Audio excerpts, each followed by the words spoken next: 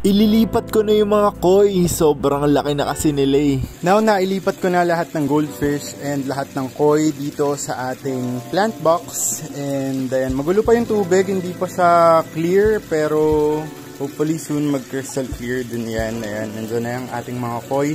Definitely mas malaki yung pinaglalangoyan nila dito and I hope na mas lumaki pa sila, mas mabilis pa compare dun sa ating limited space, dun sa ating temporary plant box. Makikita nyo rin dito na napakaraming mga PKBM.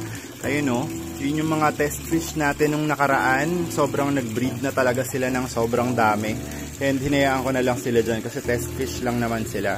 So ngayon, siguro sapat na tong tubig na to para sa kanila for now dahil mauubos na yung aking stock water.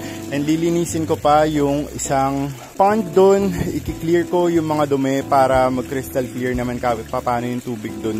Pakonti-konti na ako nagre-refill dito sa ating temporary pond. Dito ko muna nilagay yung mga halaman para mas mabilis silang tumubo. And iniwan ko lang dito yung mga test fish ko. So andyan yung mga test fish nakalagay dun sa mga maliliit na mga plangganang yan. And antayin ko lang umangat yung tubig. Tapos after this, bubuksan ko na yung filtration nito. Binuksan ko na yung aking filtration system dito sa aking pond and patuloy pa rin tayo nagdadagdag ng tubig hanggat umangat to dun sa desired water level ko, which is hanggang dun.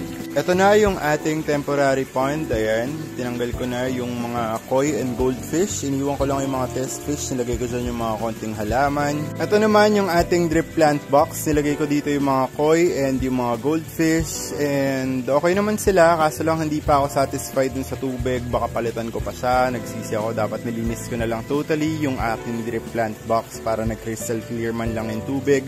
Pero nilagyan ko na yan ng startup para titingnan natin kung sakaling mag-clear talaga siya. Tapos update ko na lang kayo dito.